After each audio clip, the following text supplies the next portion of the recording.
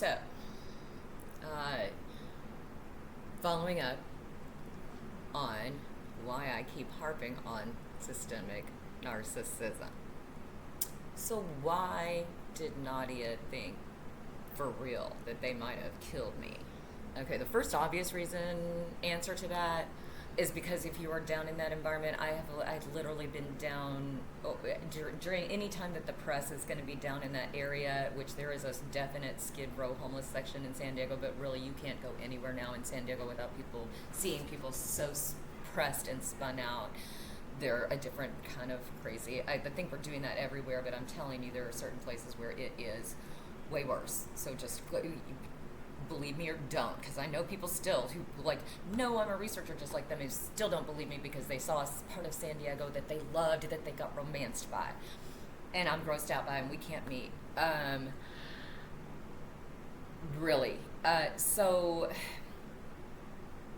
yeah, every time the media vans and cameras were going to be down there, they would disappear people.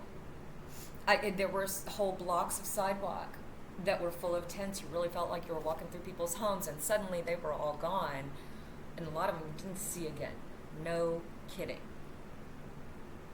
Thanksgiving marathon, any holiday, Christmas, my God, Christmas. That's when they've got to make it look like they are feeding and housing everyone. So everyone who is out there on the streets near those shelters waiting to get in, they clear them all out because they can't have it look like they're not taking care of anyone.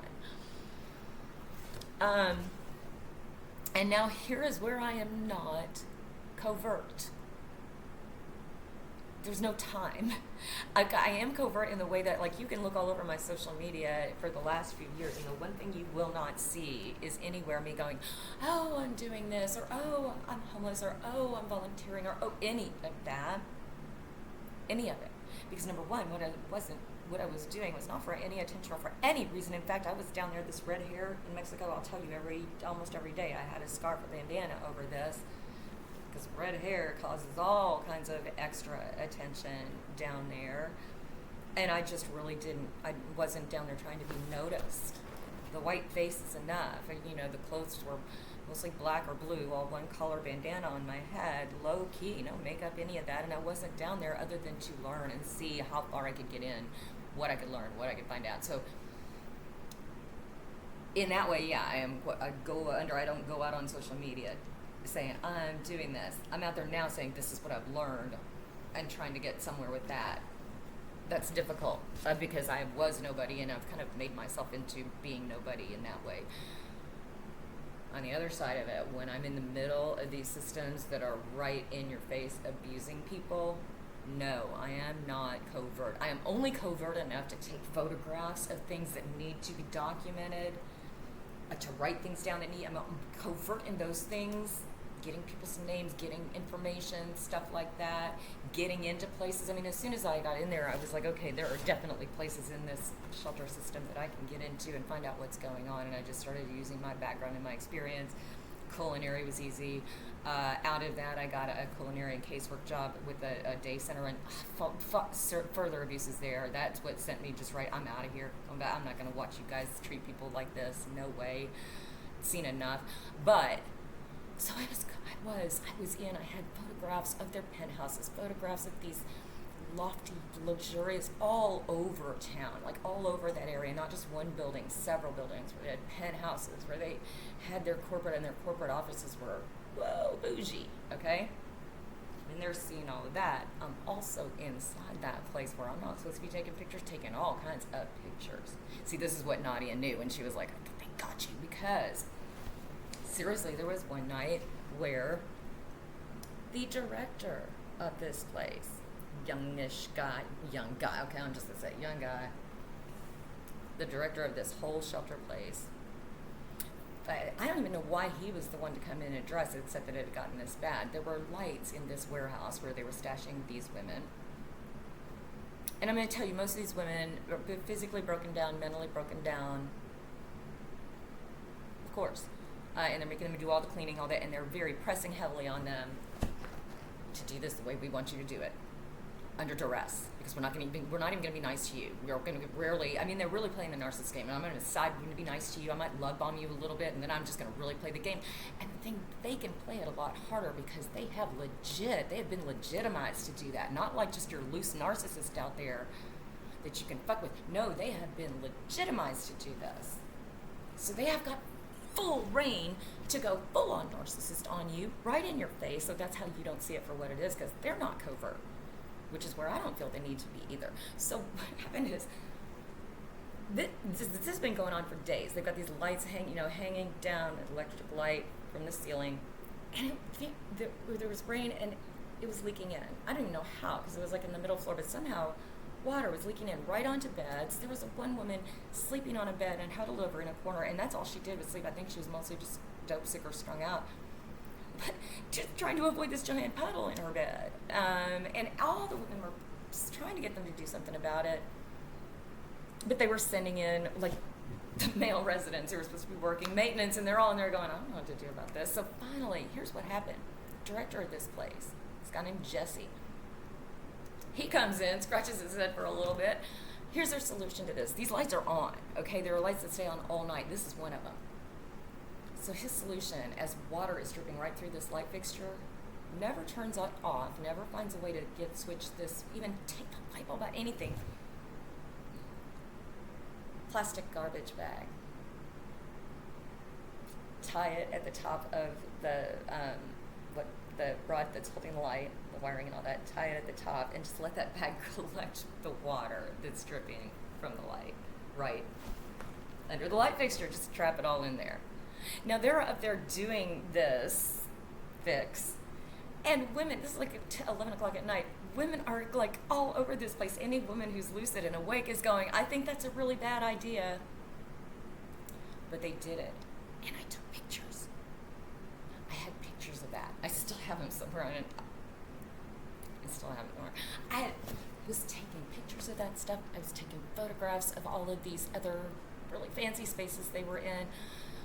Very good with the covert camera, but also very overtly busting them out because they were in real time abusing people. So that's where I got in that culinary, and I just kept pushing back. I was like, first of all, you have got an instructor in here who is literally saying nasty things about homeless people, saying things like, well, you're homeless, you don't deserve all that stuff. And I mean, really, she's got that attitude, and she's the one who's teaching homeless people in this environment. There's a problem right away. Second of all, seriously, she went to culinary school? Really? I see why she took this job. I mean, she didn't even bother to learn even the most basic culinary language just because it's French and why. So she would just mangle everything so you didn't even know. And she'd be just, and the blah, blah, blah. I mean, she would just literally kind of do that. And you'd be like, now I don't even know what you're talking about. So surely these people don't, because I had the education. What did you just try to say? But worse than that, the abuses. Why is it that all this class is really doing is hustling over to the kitchen and making wraps and salads and cookies most of the time, and then dutifully delivering them to the required wherever the party is? How come at this stage of the game, I mean, you're like 2 months into this thing, and no one's learned how to make a stock, make a sauce, or anything like that. Nobody knows how to make a burger. I mean, really.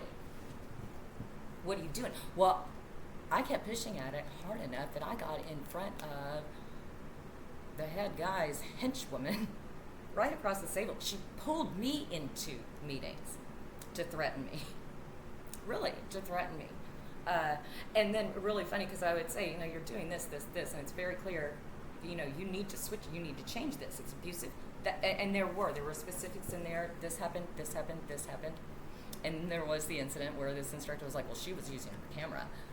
And I said, yeah, they encouraged us to take pictures of ourselves in this. They want people at those parties to take pictures of us. When I don't want anyone taking my picture, you are supposed to ask, and I'm supposed to sign something to release that. But yeah, they want that.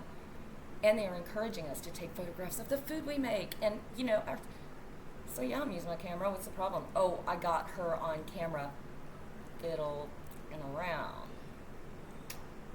I didn't even mean to. See, that's the thing. I was actually, somebody was doing something, and I didn't even mean to at that point, but she was so paranoid that she picked right up on that, and I was like, fine, really. At one point, I was like, I'll be happy to show you every picture I've got if you really want me to. Again, Nadia and I were in there standing our ground, and most people weren't. There was a lot. I mean, there was a lot of bullying. There was a lot of other abuses that were allowed to happen. But the two people really standing out there who were getting punched back out real hard, punched down out real hard, were me and Nadia.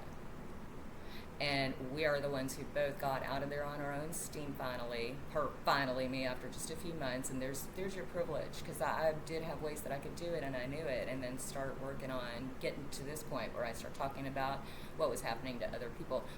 Because to be stuck in that place for 3 years and not be able to do anything about it, that's harsh. That's harsh, and I don't think you can even imagine what I'm describing if you haven't been in one of those places, how nasty that place is. And the extra that they put on her, the gaslighting they put on her, and the extra punishments they put on her. Where, I don't know if I said this once, but she had a woman in there who was kind of like girl stalking her, friend stalking. It was someone, I guess, she from family or something, and said she'd take care of it. And this girl ended up like really confronting her and wanting to fight her. I don't know what her deal was, but she trapped her in this common room. Too many of us saw this, and it still was able to go like this. Too many of us saw this woman confront Nadia and get up on her like she was really going to get violent or aggressive. And all Nadia did, and I'm going to say again, Nadia's a fighter. She's like me. We're this already. And all Nadia did was get back and be like, don't. And they grabbed her, blamed it all on her, called her violent, told her if she would just have calmed down, they wouldn't be kicking her out, which was supposed to be for a couple of hours and ended up being well over a week, maybe a couple. Every time she came back, nope, wrong time, come back tomorrow morning. Oh, you're here tomorrow morning, come back in the afternoon, wrong time. They did that to her for weeks, and it was only supposed to be like a 2-hour cool down or something. Without her purse and we had to sneak her purse out and stuff to her. All her stuff that she needed, we had to sneak it out to get it to her. They were putting her out, and they were telling her, and trying to tell us, well, if she had just calmed down. And other people were, we knew, saying it, but I said it loud as hell. I said, that was calm. And these women that are in charge of this, as we say, low pay, lots of power, and they love it. So they're just going to inflict that on everybody. There is an intention to that. Because I reared back at these women and I said, I dare you to be in that situation, confronted by someone who is bigger and crazier than you, who might do you harm, to show the restraint she did, to just be ready to protect herself, is all she did. That was calm. That was as calm as you could possibly be. She well restrained herself, and you're punishing her for it. That stuff happened, and no, I was not covert at that point. I was in your face and letting you know I was not going to stop learning more. That's why things played out for Nadia the way she did. She knew her shit. She knew her history. There's really not much she's not covering, paying attention. So that's why, out of that, and the two of us not seeing each other for a good 2 years, she thought that they had disappeared me, killed me, and I thought the same maybe about her. That's real. It's not, I'm not one for hyperbole. I'm the first one to look at you and go, stop the drama, dial it down a little. And part of that is I know when I'm getting high drama about something and I need to bring it down a little bit. I also know when I'm right about how much we should be paying attention. So this is where I know this sounds outlandish. It sounds like it's more than, like, it's exaggerated, hyperbolized. It's not. This is probably the more palatable version of stuff that really, really happened. Beyond that, I can tell you about a man in his 80s and in a wheelchair who tried for months to get into that shelter, and they wouldn't let him in until one morning in January around 2 a.m. when he was beaten to death on that property and very quietly just removed. Really happened. This is real, and this is the result of worst of all, a bad, great American experiment that has failed for good reason, and just a nasty tangle of systemic narcissism. This is narcissism running the show, and narcissism creating new types of narcissism in people who do not understand what they are learning or how they're using it. And it is dead dangerous. It's destroying lives. Yeah, that's harsh, it's negative, it's a lot to hear, it's heavy. I'm not going to try and sugarcoat it. That's what it is. But as usual, peace, loves.